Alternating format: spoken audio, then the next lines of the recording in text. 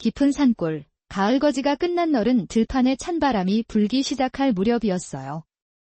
짐승들도 겨울잠을 준비하며 보금자리를 찾아드는 그때, 매서운 바람만이 쌩쌩 부는 문도 없는 움막 앞에서 갓난아이가 칭얼거리고 있었죠. 그 작은 울음소리는 차가운 공기 속에서 더욱 애처롭게 울려 퍼졌습니다. 아이는 눈을 뜨고 있었지만 초점을 잃은 듯 흐릿했고, 작은 손은 허공을 힘없이 휘저으며 무언가를 갈구하는 듯했죠. 그 작은 몸뚱이는 금방이라도 차가운 땅바닥에 쓰러질 듯 위태로워 보였습니다.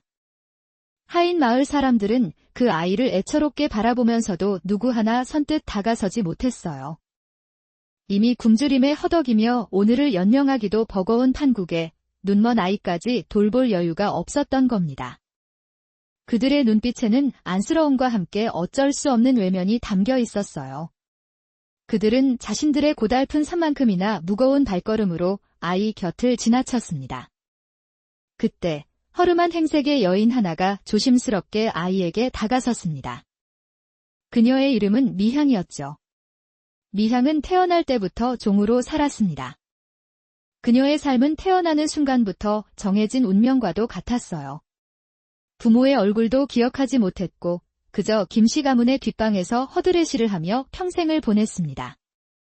그녀에게는 이름조차 사치였죠. 그저 자무개로 불리거나 아니면 불리지 않았습니다.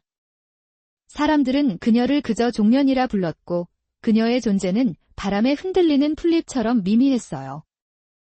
누구도 그녀의 아픔이나 슬픔에 귀 기울여주지 않았습니다. 그녀의 인생은 그저 주인의 명령에 따라 움직이는 도구에 불과했죠.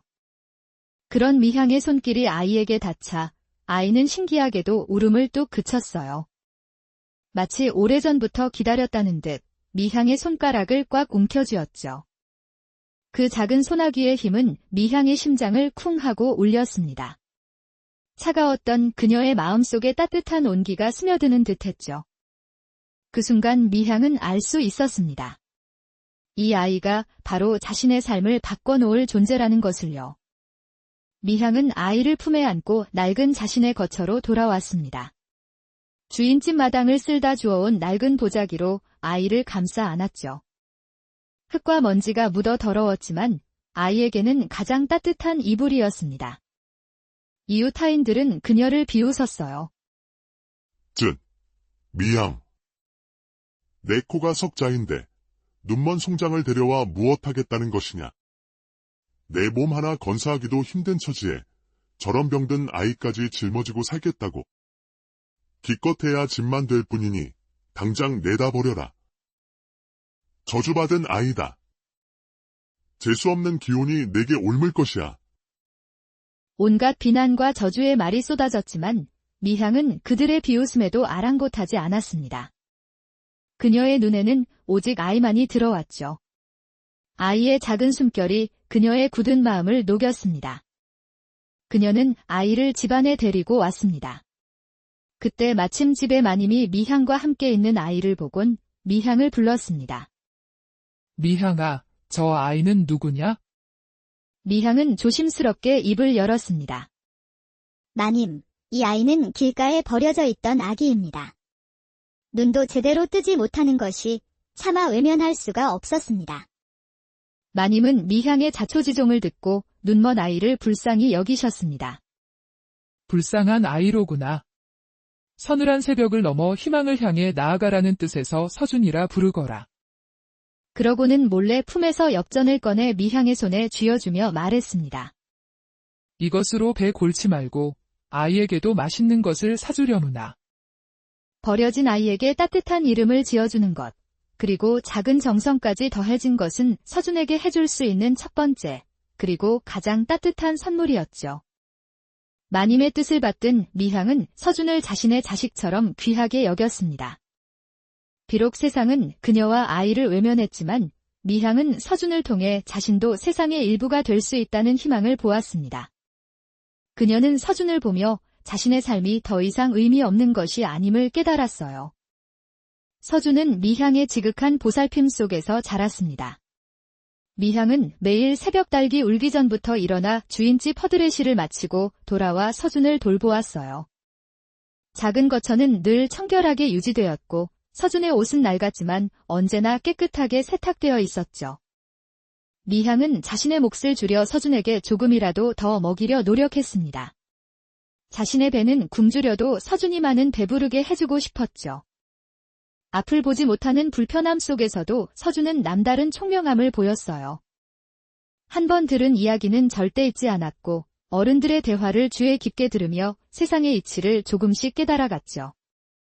그의 귀는 세상의 소리를 온전히 받아들였고 그의 마음은 그 소리들을 조각조각 맞춰 하나의 그림을 완성해 나갔습니다. 미향은 그런 서준을 보며 마음속으로 굳게 다짐했습니다. 이 아이만큼은 자신처럼 비천한 종으로 살게 하지 않으리라. 서준에게 세상을 볼 수 있는 눈이 되어주리라. 비록 자신의 두 눈은 어둡지만 마음의 눈을 뜨게 해주리라. 그녀는 서준의 총명함이 언젠가 빛을 발할 것이라는 확신을 가졌습니다. 그런데 미향에게는 남들에게는 없는 특별한 경험이 있었습니다. 그녀가 어릴 적부터 김씨 가문의 마님은 마음이 따뜻하고 총명한 분이셨어요. 마님은 어린 미향이 총명하고 야무진 것을 눈여겨보셨지요. 여느 날처럼 미향이 뒷방에서 바느질을 하던 중 마님은 조용히 그녀를 불렀습니다. 미향아, 내 손재주가 좋으니 이리 와서 내가 쓰는 글씨를 한번 보렴. 마님은 붓을 들어 종이에 글자를 써 내려갔습니다. 그리고 미향의 손을 잡고 글자의 획을 하나하나 따라가게 했죠. 이것은 꽃화 잘한다. 꽃은 이렇게 피어나고 또 이렇게 시들어가지? 글자에도 그런 이치가 담겨 있단다. 미향은 마님의 자애로운 가르침에 눈을 반짝였습니다. 마님은 미향에게 글자의 모양과 소리를 조용히 가르쳐 주셨어요. 마님은 미향에게 틈틈이 글자를 익힐 기회를 주셨습니다. 미향은 남들 몰래 흙바닥에 글자를 써보고 나뭇가지로 벽에 글자를 그렸습니다. 마님은 때때로 미향이 쓴 글자를 보고 조용히 고쳐주시며 칭찬해 주셨지요. 뿐만 아니라 마님은 서준을 위한 소소한 배려도 아끼지 않으셨습니다. 눈먼 아이라 잘 먹어야 한다며 때때로 귀한 꿀물이나 떡 한 조각을 몰래 미향에게 건네주셨어요. 미향이 서준을 업고 힘들어할 때면 사용하지 않는 비단 포대기를 주며 서준을 편히 업고 다닐 수 있게 해주기도 했죠. 낡은 옷감이라도 서준의 몸에 맞게 잘라 미향에게 주며 따뜻한 옷을 지어주라고 하시곤 했습니다. 덕분에 미향은 비록 종이었지만 누구에게도 들키지 않고 기본적인 글을 읽고 쓸 줄 알게 되었고 서준은 마님의 작은 배려 속에서 무럭무럭 자랄 수 있었던 겁니다. 날이 밝으면 미향은 서준에게 자신이 밤새 익힌 글자들을 가르쳤습니다. 서준의 작은 손을 잡고 자신의 손가락으로 글자의 획을 더듬어가며 모양을 알려주었죠. 서준아, 이 글자는 하늘 천 잘한다. 하늘은 저 높이 있지? 손으로 이렇게 그려보면 알 수 있단다. 큰 기둥이 있고 그 위에 넓게 펼쳐진 지붕처럼 생겼지. 어머니, 하늘 천역. 신기해요. 손으로 만지면 진짜 하늘 같아요. 그럼 이건 뭘까요? 미향은 서준의 순수한 반응에 미소 지으며 계속 가르쳤습니다. 미향은 작은 나뭇가지를 쥐어주어 서준의 손으로 글자의 형상을 마음속에 그리게 했습니다. 그는 앞을 보지 못했지만 미향의 가르침으로 글자의 모양과 의미를 정확히 이해할 수 있었어요. 서준의 손끝은 어느새 미향의 손끝보다 더 섬세하게 나뭇가지를 따라 글자를 읽어냈습니다. 점자처럼 나뭇가지가 만들어내는 글자의 획을 느끼며 마치 눈으로 읽는 것처럼 빠르게 글을 깨우쳤습니다. 어머니, 이 글자는 하늘천자가 맞지요? 제가 나뭇가지로 만져보니 하늘처럼 넓고 큰 기운이 느껴져요. 그럼 이건 땅지자예요. 하늘천이랑 비슷한데 아래로 더 깊은 느낌이 나요. 서준이 물으면 미향은 빙긋 웃으며 고개를 끄덕였습니다. 그래, 서준아. 맞단다. 너의 손끝이 곧 너의 눈이 되는 것이니라. 너는 눈으로 보지 못해도 손끝과 마음으로 세상을 볼 수 있단다. 그럴 때마다 서준의 얼굴에는 환한 미소가 피어났고 미향의 가슴에는 따뜻한 기운이 차올랐습니다. 그들은 서로에게 세상의 전부였죠. 미향은 서준의 스승이자 어머니였고 서준은 미향의 삶의 이유이자 희망이었습니다. 세월은 빠르게 흘렀고 김씨 가문에는 그림자가 들이우기 시작했습니다. 김씨 가문의 대감이 권력을 탐하여 조정의 탐관오리와 결탁하고 백성의 재산을 착취하는 등 온갖 부정부패를 저지른 것이 밝혀진 것이죠. 역적죄로 몰려 가문은 풍비박산 나게 되었고 대감은 끝내 유배지에서 죽음을 맞이했습니다. 대대로 물려받은 재산은 모두 몰수되었고 노비들도 죄인의 집안에 묶여있을 수 없어 하나둘씩 떠나갔죠. 마님의 남편인 대감은 그런 가문이 부끄럽다며 자결을 하였고 그로 인해 마님의 집마저 폐허가 되었습니다. 결국 마님은 모든 죄를 짊어진 채 멀리 떨어진 외딴 곳으로 낙향하게 되었습니다. 그녀는 모든 영화를 뒤로하고 홀로 쓸쓸히 귀향길에 올랐습니다. 미향은 마님이 떠나기 전 마지막으로 마님께 인사를 올렸습니다. 마님, 부디 몸 성히 가시옵소서. 그간의 은혜, 소인 평생 잊지 않겠습니다. 마님은 희미한 눈으로 미향을 바라보며 힘없이 말씀하셨습니다. 미향, 내가 이리 마지막까지 나를 위하니 참으로 고맙구나. 이 집안의 죄가 너무나 크니 너라도 부디 살 길을 찾거라. 내게 배움을 주었으니 부디 그 배움을 귀하게 쓰거라. 그리고 서준이 그 아이, 부디 잘 키워다오. 그 아이에게서 작은 희망을 보았으니 나의 죄를 씻는 마음으로 내가 잘 키워다오. 마님의 마지막 말씀은 미향의 가슴에 깊이 새겨졌습니다. 미향은 이것이 서준에게 새로운 기회가 될 것이라고 생각했죠. 더 이상 김씨 가문의 눈치를 보지 않고 서준을 세상 밖으로 내보낼 수 있게 된 것입니다. 그녀는 낡은 보따리 하나에 서준의 옷가지와 쌀을 조금 담아 산을 넘어 먼 고을로 향했습니다.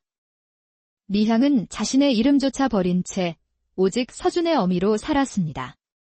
그녀는 서준을 한 번도 거둔 아들로 생각한 적이 없었어요. 그저 자신의 살붙이 세상에 단 하나뿐인 아들이었죠. 서준은 미향의 헌신적인 사랑과 가르침 속에서 학문에 더욱 깊이 빠져들었습니다. 이제 어엿한 소년이 된 서준은 미향이 읽어주는 책 속에서 스스로 답을 찾아 나갔습니다. 눈은 보이지 않았지만 그의 마음의 눈은 그 누구보다도 밝게 빛났죠.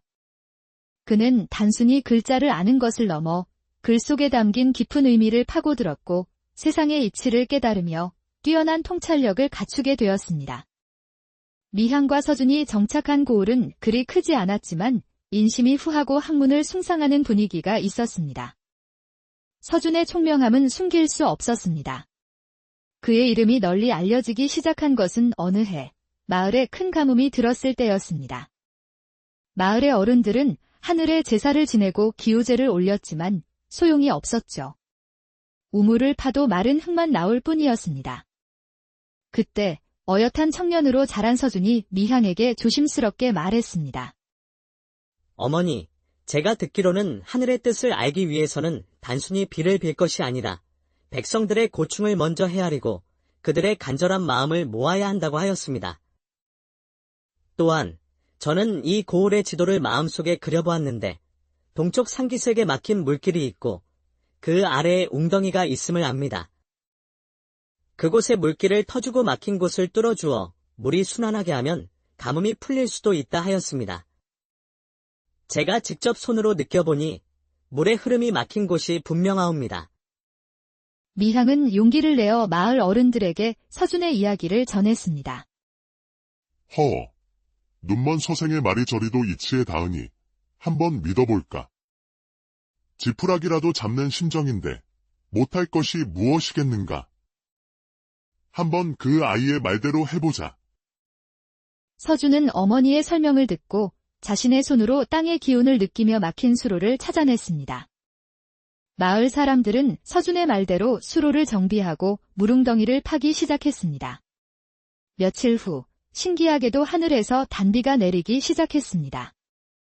사람들은 서준의 지혜에 감탄하며 그를 하늘이 내린 아이라 칭송했습니다. 이 소문은 빠르게 퍼져나가 조정에까지 알려지게 되었습니다. 그때 한 현명한 대신이 아뢰었습니다. 전하, 진정 그 아이의 지혜가 비범하다면 신분의 귀천이나 신체의 불편함은 문제가 되지 않을 것입니다. 오히려 그의 지혜는 백성들의 고통을 헤아리는 데 큰 도움이 될 것이옵니다. 부디 그에게 과거 시험의 기회를 주시옵소서.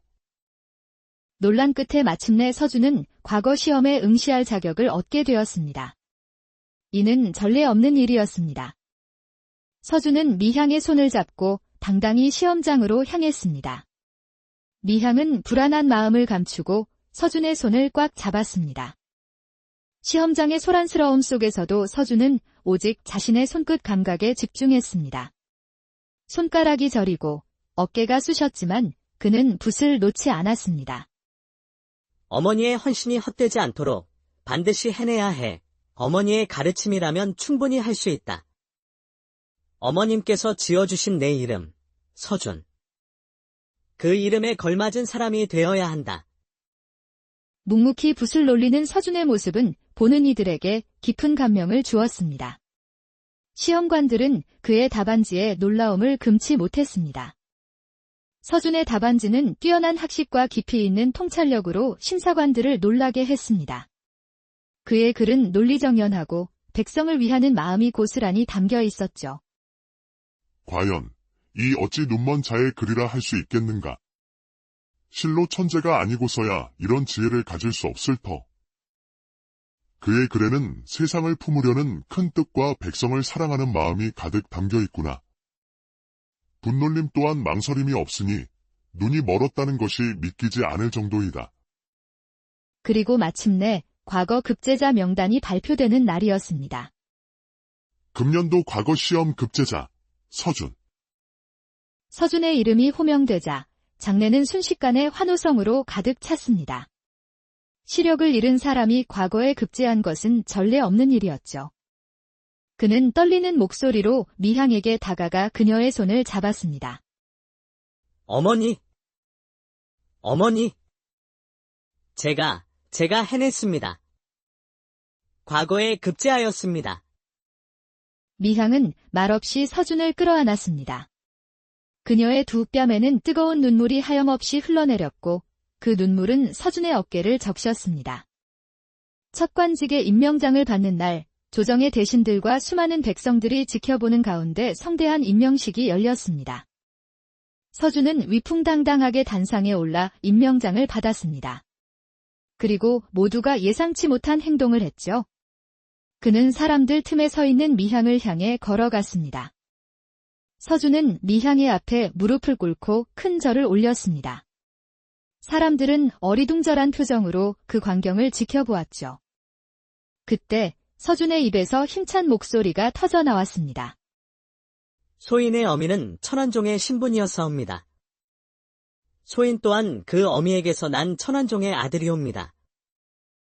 허나 오늘 이토록 귀한 자리에 감히 서게 된 것은 오직 하늘 같으신 전하의 넓으신 은혜와 천한 것을 마다 않고 끝없는 사랑과 헌신으로 소인을 키워주신 어머니 미양 덕분이옵니다. 저는 이 영광을 모두 어머니께 바칩니다. 어머니의 이름 없는 삶을 제가 이제 세상에 드러낼 것이옵니다. 그 한마디의 장례는 일순간 정적이 흘렀습니다. 이내 여기저기서 훌쩍이는 소리가 들려왔습니다. 눈먼 아이를 길러 과거에 급제시킨 여종의 이야기, 그리고 그 아들의 지극한 효심은 순식간에 온 나라에 퍼져나갔습니다. 미향은 눈물을 흘리며 서준의 손을 잡았습니다. 그녀는 평생 자신에게 이름조차 없었지만 이제는 서준의 어머니라는 가장 영광스러운 이름을 얻게 된 것입니다.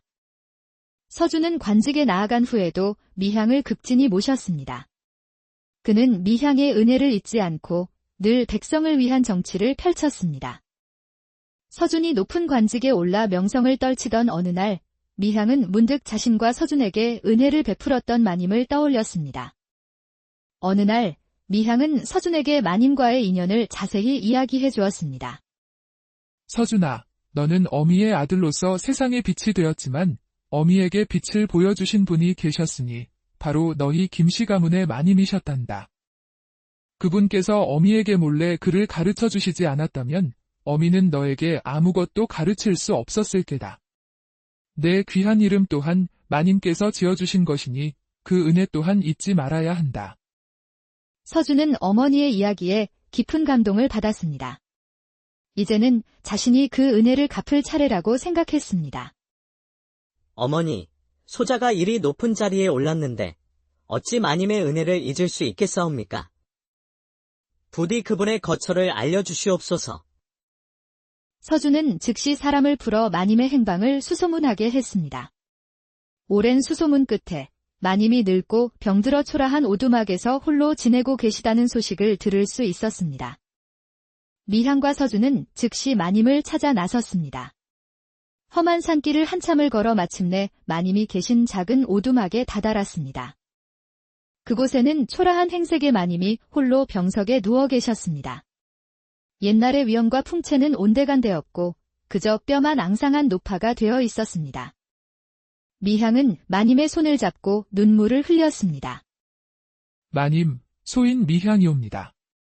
마님께서 주신 귀한 이름과 가르침 덕분에 소인의 아들이 이리 어엿하게 성장했습니다. 이제는 소인이 마님을 모시고자 왔사옵니다. 마님은 희미한 눈을 들어 미향을 알아보지 못하는 듯 했습니다. 그저 떨리는 목소리로 중얼거렸습니다. 미향이라니. 그 아이는 벌써 오래전에, 아니, 꿈인가. 서준이라니.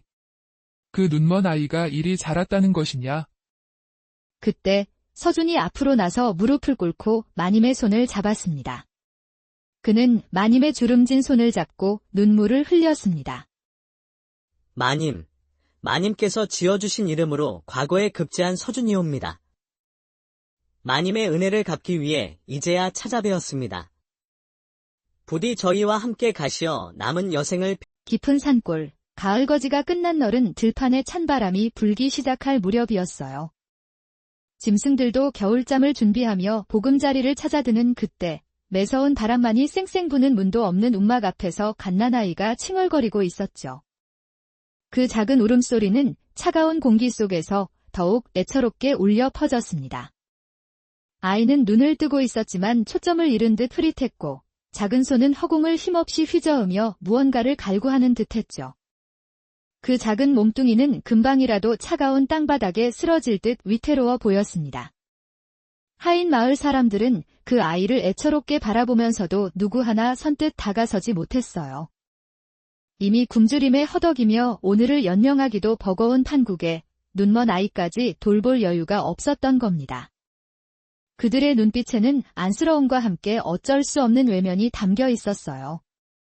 그들은 자신들의 고달픈 산만큼이나 무거운 발걸음으로 아이 곁을 지나쳤습니다. 그때 허름한 행색의 여인 하나가 조심스럽게 아이에게 다가섰습니다. 그녀의 이름은 미향이었죠. 미향은 태어날 때부터 종으로 살았습니다. 그녀의 삶은 태어나는 순간부터 정해진 운명과도 같았어요. 부모의 얼굴도 기억하지 못했고 그저 김씨 가문의 뒷방에서 허드레시를 하며 평생을 보냈습니다. 그녀에게는 이름조차 사치였죠. 그저 자무개로 불리거나 아니면 불리지 않았습니다. 사람들은 그녀를 그저 종년이라 불렀고 그녀의 존재는 바람에 흔들리는 풀잎처럼 미미했어요. 누구도 그녀의 아픔이나 슬픔에 귀 기울여주지 않았습니다. 그녀의 인생은 그저 주인의 명령에 따라 움직이는 도구에 불과했죠. 그런 미향의 손길이 아이에게 닿자 아이는 신기하게도 울음을 뚝 그쳤어요. 마치 오래전부터 기다렸다는 듯 미향의 손가락을 꽉 움켜쥐었죠. 그 작은 소나귀의 힘은 미향의 심장을 쿵 하고 울렸습니다. 차가웠던 그녀의 마음속에 따뜻한 온기가 스며드는 듯했죠. 그 순간 미향은 알 수 있었습니다. 이 아이가 바로 자신의 삶을 바꿔놓을 존재라는 것을요. 미향은 아이를 품에 안고 낡은 자신의 거처로 돌아왔습니다. 주인집 마당을 쓸다 주워온 낡은 보자기로 아이를 감싸 안았죠. 흙과 먼지가 묻어 더러웠지만 아이에게는 가장 따뜻한 이불이었습니다. 이웃 타인들은 그녀를 비웃었어요. 미향. 내 코가 석자인데 눈먼 송장을 데려와 무엇하겠다는 것이냐. 내 몸 하나 건사하기도 힘든 처지에 저런 병든 아이까지 짊어지고 살겠다고. 기껏해야 집만 될 뿐이니 당장 내다 버려라. 저주받은 아이다. 재수 없는 기운이 내게 옮을 것이야. 온갖 비난과 저주의 말이 쏟아졌지만 미향은 그들의 비웃음에도 아랑곳하지 않았습니다. 그녀의 눈에는 오직 아이만이 들어왔죠. 아이의 작은 숨결이 그녀의 굳은 마음을 녹였습니다. 그녀는 아이를 집안에 데리고 왔습니다. 그때 마침 집에 마님이 미향과 함께 있는 아이를 보곤 미향을 불렀습니다. 미향아, 저 아이는 누구냐? 미향은 조심스럽게 입을 열었습니다. 마님, 이 아이는 길가에 버려져 있던 아기입니다. 눈도 제대로 뜨지 못하는 것이 차마 외면할 수가 없었습니다. 마님은 미향의 자초지종을 듣고 눈먼 아이를 불쌍히 여기셨습니다. 불쌍한 아이로구나. 서늘한 새벽을 넘어 희망을 향해 나아가라는 뜻에서 서준이라 부르거라. 그러고는 몰래 품에서 엽전을 꺼내 미향의 손에 쥐어주며 말했습니다. 이것으로 배 골치 말고 아이에게도 맛있는 것을 사주려무나. 버려진 아이에게 따뜻한 이름을 지어주는 것, 그리고 작은 정성까지 더해진 것은 서준에게 해줄 수 있는 첫 번째, 그리고 가장 따뜻한 선물이었죠. 마님의 뜻을 받든 미향은 서준을 자신의 자식처럼 귀하게 여겼습니다. 비록 세상은 그녀와 아이를 외면했지만 미향은 서준을 통해 자신도 세상의 일부가 될 수 있다는 희망을 보았습니다. 그녀는 서준을 보며 자신의 삶이 더 이상 의미 없는 것이 아님을 깨달았어요. 서준은 미향의 지극한 보살핌 속에서 자랐습니다. 미향은 매일 새벽 달기 울기 전부터 일어나 주인집 허드레시를 마치고 돌아와 서준을 돌보았어요. 작은 거처는 늘 청결하게 유지되었고 서준의 옷은 낡았지만 언제나 깨끗하게 세탁되어 있었죠. 미향은 자신의 몫을 줄여 서준에게 조금이라도 더 먹이려 노력했습니다. 자신의 배는 굶주려도 서준이만은 배부르게 해주고 싶었죠. 앞을 보지 못하는 불편함 속에서도 서준은 남다른 총명함을 보였어요.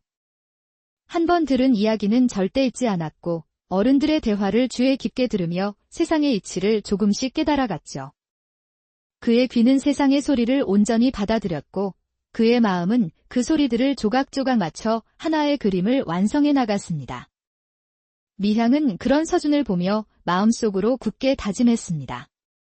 이 아이만큼은 자신처럼 비천한 종으로 살게 하지 않으리라. 서준에게 세상을 볼 수 있는 눈이 되어주리라. 비록 자신의 두 눈은 어둡지만 마음의 눈을 뜨게 해주리라. 그녀는 서준의 총명함이 언젠가 빛을 발할 것이라는 확신을 가졌습니다. 그런데 미향에게는 남들에게는 없는 특별한 경험이 있었습니다. 그녀가 어릴 적부터 김씨 가문의 마님은 마음이 따뜻하고 총명한 분이셨어요. 마님은 어린 미향이 총명하고 야무진 것을 눈여겨보셨지요. 여느 날처럼 미향이 뒷방에서 바느질을 하던 중 마님은 조용히 그녀를 불렀습니다. 미향아, 내 손재주가 좋으니 이리 와서 내가 쓰는 글씨를 한번 보렴. 마님은 붓을 들어 종이에 글자를 써 내려갔습니다. 그리고 미향의 손을 잡고 글자의 획을 하나하나 따라가게 했죠. 이것은 꽃화 잘한다. 꽃은 이렇게 피어나고 또 이렇게 시들어가지? 글자에도 그런 이치가 담겨 있단다. 미향은 마님의 자애로운 가르침에 눈을 반짝였습니다. 마님은 미향에게 글자의 모양과 소리를 조용히 가르쳐 주셨어요. 마님은 미향에게 틈틈이 글자를 익힐 기회를 주셨습니다. 미향은 남들 몰래 흙바닥에 글자를 써보고 나뭇가지로 벽에 글자를 그렸습니다. 마님은 때때로 미향이 쓴 글자를 보고 조용히 고쳐주시며 칭찬해 주셨지요. 뿐만 아니라 마님은 서준을 위한 소소한 배려도 아끼지 않으셨습니다. 눈먼 아이라 잘 먹어야 한다며 때때로 귀한 꿀물이나 떡 한 조각을 몰래 미향에게 건네주셨어요. 미향이 서준을 업고 힘들어할 때면 사용하지 않는 비단 포대기를 주며 서준을 편히 업고 다닐 수 있게 해주기도 했죠. 낡은 옷감이라도 서준의 몸에 맞게 잘라 미향에게 주며 따뜻한 옷을 지어주라고 하시곤 했습니다. 덕분에 미향은 비록 종이었지만 누구에게도 들키지 않고 기본적인 글을 읽고 쓸 줄 알게 되었고, 서준은 마님의 작은 배려 속에서 무럭무럭 자랄 수 있었던 겁니다. 날이 밝으면 미향은 서준에게 자신이 밤새 익힌 글자들을 가르쳤습니다. 서준의 작은 손을 잡고 자신의 손가락으로 글자의 획을 더듬어가며 모양을 알려주었죠. 서준아, 이 글자는 하늘 천 잘한다. 하늘은 저 높이 있지? 손으로 이렇게 그려보면 알 수 있단다. 큰 기둥이 있고 그 위에 넓게 펼쳐진 지붕처럼 생겼지. 어머니, 하늘 천역. 신기해요. 손으로 만지면 진짜 하늘 같아요. 그럼 이건 뭘까요? 미향은 서준의 순수한 반응에 미소 지으며 계속 가르쳤습니다. 미향은 작은 나뭇가지를 쥐어주어 서준의 손으로 글자의 형상을 마음속에 그리게 했습니다. 그는 앞을 보지 못했지만 미향의 가르침으로 글자의 모양과 의미를 정확히 이해할 수 있었어요. 서준의 손끝은 어느새 미향의 손끝보다 더 섬세하게 나뭇가지를 따라 글자를 읽어냈습니다. 점자처럼 나뭇가지가 만들어내는 글자의 획을 느끼며 마치 눈으로 읽는 것처럼 빠르게 글을 깨우쳤습니다. 어머니, 이 글자는 하늘천자가 맞지요? 제가 나뭇가지로 만져보니 하늘처럼 넓고 큰 기운이 느껴져요. 그럼 이건 땅지자예요. 하늘천이랑 비슷한데 아래로 더 깊은 느낌이 나요. 서준이 물으면 미향은 빙긋 웃으며 고개를 끄덕였습니다. 그래, 서준아. 맞단다. 너의 손끝이 곧 너의 눈이 되는 것이니라. 너는 눈으로 보지 못해도 손끝과 마음으로 세상을 볼 수 있단다. 그럴 때마다 서준의 얼굴에는 환한 미소가 피어났고 미향의 가슴에는 따뜻한 기운이 차올랐습니다. 그들은 서로에게 세상의 전부였죠. 미향은 서준의 스승이자 어머니였고 서준은 미향의 삶의 이유이자 희망이었습니다. 세월은 빠르게 흘렀고 김씨 가문에는 그림자가 들이우기 시작했습니다. 김씨 가문의 대감이 권력을 탐하여 조정의 탐관오리와 결탁하고 백성의 재산을 착취하는 등 온갖 부정부패를 저지른 것이 밝혀진 것이죠. 역적죄로 몰려 가문은 풍비박산 나게 되었고 대감은 끝내 유배지에서 죽음을 맞이했습니다. 대대로 물려받은 재산은 모두 몰수되었고 노비들도 죄인의 집안에 묶여있을 수 없어 하나둘씩 떠나갔죠. 마님의 남편인 대감은 그런 가문이 부끄럽다며 자결을 하였고 그로 인해 마님의 집마저 폐허가 되었습니다.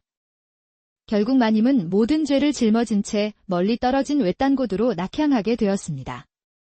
그녀는 모든 영화를 뒤로하고 홀로 쓸쓸히 귀향길에 올랐습니다. 미향은 마님이 떠나기 전 마지막으로 마님께 인사를 올렸습니다. 마님, 부디 몸 성히 가시옵소서. 그간의 은혜, 소인 평생 잊지 않겠습니다. 마님은 희미한 눈으로 미향을 바라보며 힘없이 말씀하셨습니다. 미향, 내가 이리 마지막까지 나를 위하니 참으로 고맙구나. 이 집안의 죄가 너무나 크니 너라도 부디 살 길을 찾거라. 내게 배움을 주었으니 부디 그 배움을 귀하게 쓰거라. 그리고 서준이 그 아이 부디 잘 키워다오. 그 아이에게서 작은 희망을 보았으니 나의 죄를 씻는 마음으로 내가 잘 키워다오. 마님의 마지막 말씀은 미향의 가슴에 깊이 새겨졌습니다. 미향은 이것이 서준에게 새로운 기회가 될 것이라고 생각했죠. 더 이상 김씨 가문의 눈치를 보지 않고 서준을 세상 밖으로 내보낼 수 있게 된 것입니다. 그녀는 낡은 보따리 하나에 서준의 옷가지와 쌀을 조금 담아 산을 넘어 먼 고을로 향했습니다. 미향은 자신의 이름조차 버린 채 오직 서준의 어미로 살았습니다. 그녀는 서준을 한 번도 거둔 아들로 생각한 적이 없었어요. 그저 자신의 살붙이 세상에 단 하나뿐인 아들이었죠. 서준은 미향의 헌신적인 사랑과 가르침 속에서 학문에 더욱 깊이 빠져들었습니다. 이제 어엿한 소년이 된 서준은 미향이 읽어주는 책 속에서 스스로 답을 찾아 나갔습니다. 눈은 보이지 않았지만 그의 마음의 눈은 그 누구보다도 밝게 빛났죠. 그는 단순히 글자를 아는 것을 넘어 글 속에 담긴 깊은 의미를 파고들었고 세상의 이치를 깨달으며 뛰어난 통찰력을 갖추게 되었습니다. 미향과 서준이 정착한 고을은 그리 크지 않았지만 인심이 후하고 학문을 숭상하는 분위기가 있었습니다. 서준의 총명함은 숨길 수 없었습니다. 그의 이름이 널리 알려지기 시작한 것은 어느 해 마을에 큰 가뭄이 들었을 때였습니다. 마을의 어른들은 하늘에 제사를 지내고 기우제를 올렸지만 소용이 없었죠. 우물을 파도 마른 흙만 나올 뿐이었습니다. 그때 어엿한 청년으로 자란 서준이 미향에게 조심스럽게 말했습니다. 어머니, 제가 듣기로는 하늘의 뜻을 알기 위해서는 단순히 비를 빌 것이 아니라 백성들의 고충을 먼저 헤아리고 그들의 간절한 마음을 모아야 한다고 하였습니다. 또한 저는 이 고을의 지도를 마음속에 그려보았는데 동쪽 산기슭에 막힌 물길이 있고 그 아래에 웅덩이가 있음을 압니다. 그곳의 물길을 터주고 막힌 곳을 뚫어주어 물이 순환하게 하면 가뭄이 풀릴 수도 있다 하였습니다. 제가 직접 손으로 느껴보니 물의 흐름이 막힌 곳이 분명하옵니다. 미향은 용기를 내어 마을 어른들에게 서준의 이야기를 전했습니다. 허, 눈먼 서생의 말이 저리도 이치에 닿으니 한번 믿어볼까. 지푸라기라도 잡는 심정인데 못할 것이 무엇이겠는가. 한번 그 아이의 말대로 해보자. 서준은 어머니의 설명을 듣고 자신의 손으로 땅의 기운을 느끼며 막힌 수로를 찾아냈습니다. 마을 사람들은 서준의 말대로 수로를 정비하고 물웅덩이를 파기 시작했습니다. 며칠 후 신기하게도 하늘에서 단비가 내리기 시작했습니다. 사람들은 서준의 지혜에 감탄하며 그를 하늘이 내린 아이라 칭송했습니다. 이 소문은 빠르게 퍼져나가 조정에까지 알려지게 되었습니다. 그때 한 현명한 대신이 아뢰었습니다. 전하, 진정 그 아이의 지혜가 비범하다면 신분의 귀천이나 신체의 불편함은 문제가 되지 않을 것입니다. 오히려 그의 지혜는 백성들의 고통을 헤아리는 데 큰 도움이 될 것이옵니다. 부디 그에게 과거 시험의 기회를 주시옵소서. 논란 끝에 마침내 서준은 과거 시험에 응시할 자격을 얻게 되었습니다. 이는 전례 없는 일이었습니다. 서준은 미향의 손을 잡고 당당히 시험장으로 향했습니다. 미향은 불안한 마음을 감추고 서준의 손을 꽉 잡았습니다. 시험장의 소란스러움 속에서도 서준은 오직 자신의 손끝 감각에 집중했습니다. 손가락이 저리고 어깨가 쑤셨지만 그는 붓을 놓지 않았습니다. 어머니의 헌신이 헛되지 않도록 반드시 해내야 해. 어머니의 가르침이라면 충분히 할 수 있다. 어머님께서 지어주신 내 이름, 서준. 그 이름에 걸맞은 사람이 되어야 한다. 묵묵히 붓을 놀리는 서준의 모습은 보는 이들에게 깊은 감명을 주었습니다. 시험관들은 그의 답안지에 놀라움을 금치 못했습니다.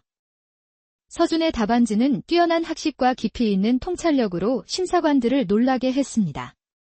그의 글은 논리정연하고 백성을 위하는 마음이 고스란히 담겨 있었죠. 과연 이 어찌 눈먼 자의 글이라 할 수 있겠는가. 실로 천재가 아니고서야 이런 지혜를 가질 수 없을 터. 그의 글에는 세상을 품으려는 큰 뜻과 백성을 사랑하는 마음이 가득 담겨 있구나. 분놀림 또한 망설임이 없으니 눈이 멀었다는 것이 믿기지 않을 정도이다. 그리고 마침내 과거 급제자 명단이 발표되는 날이었습니다. 금년도 과거 시험 급제자 서준. 서준의 이름이 호명되자 장내는 순식간에 환호성으로 가득 찼습니다. 시력을 잃은 사람이 과거에 급제한 것은 전례 없는 일이었죠.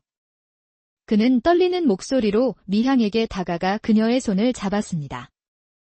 어머니! 어머니! 제가 해냈습니다. 과거에 급제하였습니다. 미향은 말없이 서준을 끌어안았습니다. 그녀의 두 뺨에는 뜨거운 눈물이 하염없이 흘러내렸고 그 눈물은 서준의 어깨를 적셨습니다. 첫 관직의 임명장을 받는 날 조정의 대신들과 수많은 백성들이 지켜보는 가운데 성대한 임명식이 열렸습니다. 서준은 위풍당당하게 단상에 올라 임명장을 받았습니다. 그리고 모두가 예상치 못한 행동을 했죠. 그는 사람들 틈에 서 있는 미향을 향해 걸어갔습니다. 서준은 미향의 앞에 무릎을 꿇고 큰 절을 올렸습니다. 사람들은 어리둥절한 표정으로 그 광경을 지켜보았죠. 그때 서준의 입에서 힘찬 목소리가 터져 나왔습니다. 소인의 어미는 천안종의 신분이었사옵니다. 소인 또한 그 어미에게서 난 천안종의 아들이옵니다. 허나 오늘 이토록 귀한 자리에 감히 서게 된 것은 오직 하늘 같으신 전하의 넓으신 은혜와 천한 것을 마다 않고 끝없는 사랑과 헌신으로 소인을 키워주신 어머니 미양 덕분이옵니다. 저는 이 영광을 모두 어머니께 바칩니다. 어머니의 이름 없는 삶을 제가 이제 세상에 드러낼 것이옵니다. 그 한마디의 장례는 일순간 정적이 흘렀습니다. 이내 여기저기서 훌쩍이는 소리가 들려왔습니다. 눈먼 아이를 길러 과거에 급제시킨 여종의 이야기, 그리고 그 아들의 지극한 효심은 순식간에 온 나라에 퍼져나갔습니다. 미향은 눈물을 흘리며 서준의 손을 잡았습니다. 그녀는 평생 자신에게 이름조차 없었지만 이제는 서준의 어머니라는 가장 영광스러운 이름을 얻게 된 것입니다. 서준은 관직에 나아간 후에도 미향을 극진히 모셨습니다. 그는 미향의 은혜를 잊지 않고 늘 백성을 위한 정치를 펼쳤습니다. 서준이 높은 관직에 올라 명성을 떨치던 어느 날, 미향은 문득 자신과 서준에게 은혜를 베풀었던 마님을 떠올렸습니다. 어느 날, 미향은 서준에게 마님과의 인연을 자세히 이야기해 주었습니다. 서준아, 너는 어미의 아들로서 세상의 빛이 되었지만 어미에게 빛을 보여주신 분이 계셨으니 바로 너희 김씨 가문의 마님이셨단다. 그분께서 어미에게 몰래 글을 가르쳐 주시지 않았다면 어미는 너에게 아무것도 가르칠 수 없었을 게다. 내 귀한 이름 또한 마님께서 지어주신 것이니 그 은혜 또한 잊지 말아야 한다.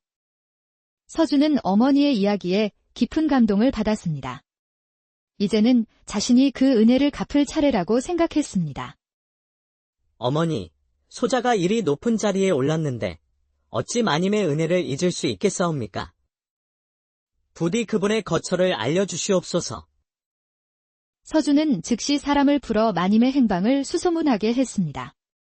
오랜 수소문 끝에 마님이 늙고 병들어 초라한 오두막에서 홀로 지내고 계시다는 소식을 들을 수 있었습니다. 미향과 서준은 즉시 마님을 찾아 나섰습니다. 험한 산길을 한참을 걸어 마침내 마님이 계신 작은 오두막에 다다랐습니다. 그곳에는 초라한 행색의 마님이 홀로 병석에 누워 계셨습니다. 옛날의 위엄과 풍채는 온데간데없고 그저 뼈만 앙상한 노파가 되어 있었습니다. 미향은 마님의 손을 잡고 눈물을 흘렸습니다. 마님, 소인 미향이옵니다. 마님께서 주신 귀한 이름과 가르침 덕분에 소인의 아들이 이리 어엿하게 성장했습니다. 이제는 소인이 마님을 모시고자 왔사옵니다. 마님은 희미한 눈을 들어 미향을 알아보지 못하는 듯 했습니다. 그저 떨리는 목소리로 중얼거렸습니다. 미향이라니. 그 아이는 벌써 오래전에, 아니, 꿈인가. 서준이라니. 그 눈먼 아이가 이리 자랐다는 것이냐. 그때 서준이 앞으로 나서 무릎을 꿇고 마님의 손을 잡았습니다. 그는 마님의 주름진 손을 잡고 눈물을 흘렸습니다. 마님께서 지어주신 이름으로 과거에 급제한 서준이옵니다. 마님의 은혜를 갚기 위해 이제야 찾아뵈었습니다. 부디 저희와 함께 가시어 남은 여생을 깊은 산골, 가을거지가 끝난 날은 들판에 찬바람이 불기 시작할 무렵이었어요.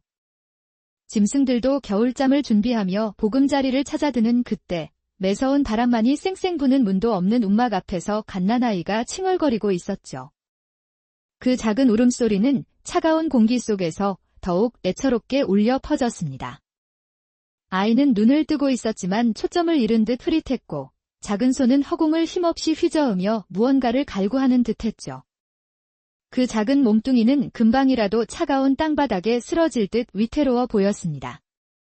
하인 마을 사람들은 그 아이를 애처롭게 바라보면서도 누구 하나 선뜻 다가서지 못했어요. 이미 굶주림에 허덕이며 오늘을 연명하기도 버거운 판국에 눈먼 아이까지 돌볼 여유가 없었던 겁니다. 그들의 눈빛에는 안쓰러움과 함께 어쩔 수 없는 외면이 담겨 있었어요. 그들은 자신들의 고달픈 산만큼이나 무거운 발걸음으로 아이 곁을 지나쳤습니다. 그때 허름한 행색의 여인 하나가 조심스럽게 아이에게 다가섰습니다. 그녀의 이름은 미향이었죠. 미향은 태어날 때부터 종으로 살았습니다. 그녀의 삶은 태어나는 순간부터 정해진 운명과도 같았어요. 부모의 얼굴도 기억하지 못했고 그저 김씨 가문의 뒷방에서 허드레시를 하며 평생을 보냈습니다. 그녀에게는 이름조차 사치였죠. 그저 자무개로 불리거나 아니면 불리지 않았습니다. 사람들은 그녀를 그저 종년이라 불렀고 그녀의 존재는 바람에 흔들리는 풀잎처럼 미미했어요. 누구도 그녀의 아픔이나 슬픔에 귀 기울여주지 않았습니다. 그녀의 인생은 그저 주인의 명령에 따라 움직이는 도구에 불과했죠. 그런 미향의 손길이 아이에게 닿자 아이는 신기하게도 울음을 뚝 그쳤어요. 마치 오래전부터 기다렸다는 듯 미향의 손가락을 꽉 움켜쥐었죠. 그 작은 소나기의 힘은 미향의 심장을 쿵 하고 울렸습니다. 차가웠던 그녀의 마음속에 따뜻한 온기가 스며드는 듯했죠. 그 순간 미향은 알 수 있었습니다. 이 아이가 바로 자신의 삶을 바꿔놓을 존재라는 것을요. 미향은 아이를 품에 안고 낡은 자신의 거처로 돌아왔습니다. 주인집 마당을 쓸다 주워온 낡은 보자기로 아이를 감싸 안았죠. 흙과 먼지가 묻어 더러웠지만 아이에게는 가장 따뜻한 이불이었습니다. 이웃 타인들은 그녀를 비웃었어요. 미향. 내 코가 석자인데 눈먼 송장을 데려와 무엇하겠다는 것이냐. 내 몸 하나 건사하기도 힘든 처지에 저런 병든 아이까지 짊어지고 살겠다고. 기껏해야 짐만 될 뿐이니 당장 내다 버려라. 저주받은 아이다. 재수없는 기운이 내게 옮을 것이야. 온갖 비난과 저주의 말이 쏟아졌지만 미향은 그들의 비웃음에도 아랑곳하지 않았습니다. 그녀의 눈에는 오직 아이만이 들어왔죠. 아이의 작은 숨결이 그녀의 굳은 마음을 녹였습니다. 그녀는 아이를 집안에 데리고 왔습니다. 그때 마침 집에 마님이 미향과 함께 있는 아이를 보곤 미향을 불렀습니다. 미향아, 저 아이는 누구냐? 미향은 조심스럽게 입을 열었습니다. 마님, 이 아이는 길가에 버려져 있던 아기입니다. 눈도 제대로 뜨지 못하는 것이 차마 외면할 수가 없었습니다. 마님은 미향의 자초지종을 듣고 눈먼 아이를 불쌍히 여기셨습니다. 불쌍한 아이로구나. 서늘한 새벽을 넘어 희망을 향해 나아가라는 뜻에서 서준이라 부르거라. 그러고는 몰래 품에서 엽전을 꺼내 미향의 손에 쥐어주며 말했습니다. 이것으로 배 골치 말고 아이에게도 맛있는 것을 사주려무나. 버려진 아이에게 따뜻한 이름을 지어주는 것, 그리고 작은 정성까지 더해진 것은 서준에게 해줄 수 있는 첫 번째, 그리고 가장 따뜻한 선물이었죠. 마님의 뜻을 받든 미향은 서준을 자신의 자식처럼 귀하게 여겼습니다. 비록 세상은 그녀와 아이를 외면했지만 미향은 서준을 통해 자신도 세상의 일부가 될 수 있다는 희망을 보았습니다. 그녀는 서준을 보며 자신의 삶이 더 이상 의미 없는 것이 아님을 깨달았어요. 서준은 미향의 지극한 보살핌 속에서 자랐습니다. 미향은 매일 새벽 달기 울기 전부터 일어나 주인집 허드레시를 마치고 돌아와 서준을 돌보았어요. 작은 거처는 늘 청결하게 유지되었고 서준의 옷은 낡았지만 언제나 깨끗하게 세탁되어 있었죠. 미향은 자신의 몫을 줄여 서준에게 조금이라도 더 먹이려 노력했습니다. 자신의 배는 굶주려도 서준이만은 배부르게 해주고 싶었죠. 앞을 보지 못하는 불편함 속에서도 서준은 남다른 총명함을 보였어요. 한 번 들은 이야기는 절대 잊지 않았고 어른들의 대화를 귀에 깊게 들으며 세상의 이치를 조금씩 깨달아갔죠. 그의 귀는 세상의 소리를 온전히 받아들였고 그의 마음은 그 소리들을 조각조각 맞춰 하나의 그림을 완성해 나갔습니다. 미향은 그런 서준을 보며 마음속으로 굳게 다짐했습니다. 이 아이만큼은 자신처럼 비천한 종으로 살게 하지 않으리라. 서준에게 세상을 볼 수 있는 눈이 되어주리라. 비록 자신의 두 눈은 어둡지만 마음의 눈을 뜨게 해주리라. 그녀는 서준의 총명함이 언젠가 빛을 발할 것이라는 확신을 가졌습니다. 그런데 미향에게는 남들에게는 없는 특별한 경험이 있었습니다. 그녀가 어릴 적부터 김씨 가문의 마님은 마음이 따뜻하고 총명한 분이셨어요. 마님은 어린 미향이 총명하고 야무진 것을 눈여겨보셨지요. 여느 날처럼 미향이 뒷방에서 바느질을 하던 중 마님은 조용히 그녀를 불렀습니다. 미향아, 내 손재주가 좋으니 이리 와서 내가 쓰는 글씨를 한번 보렴. 마님은 붓을 들어 종이에 글자를 써 내려갔습니다. 그리고 미향의 손을 잡고 글자의 획을 하나하나 따라가게 했죠. 이것은 꽃화 잘한다. 꽃은 이렇게 피어나고 또 이렇게 시들어가지? 글자에도 그런 이치가 담겨 있단다. 미향은 마님의 자애로운 가르침에 눈을 반짝였습니다. 마님은 미향에게 글자의 모양과 소리를 조용히 가르쳐 주셨어요. 마님은 미향에게 틈틈이 글자를 익힐 기회를 주셨습니다. 미향은 남들 몰래 흙바닥에 글자를 써보고 나뭇가지로 벽에 글자를 그렸습니다. 마님은 때때로 미향이 쓴 글자를 보고 조용히 고쳐주시며 칭찬해 주셨지요. 뿐만 아니라 마님은 서준을 위한 소소한 배려도 아끼지 않으셨습니다. 눈먼 아이라 잘 먹어야 한다며 때때로 귀한 꿀물이나 떡 한 조각을 몰래 미향에게 건네주셨어요. 미향이 서준을 업고 힘들어할 때면 사용하지 않는 비단 포대기를 주며 서준을 편히 업고 다닐 수 있게 해주기도 했죠.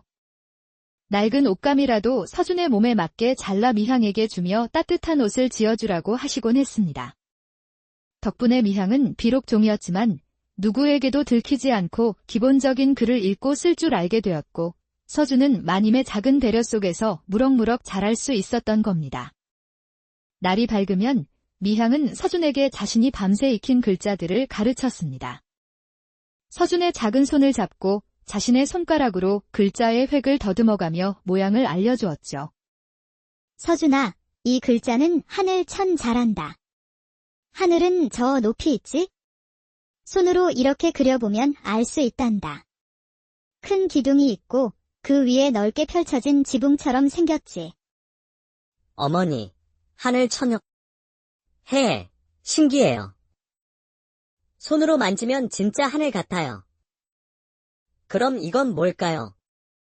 미향은 서준의 순수한 반응에 미소 지으며 계속 가르쳤습니다.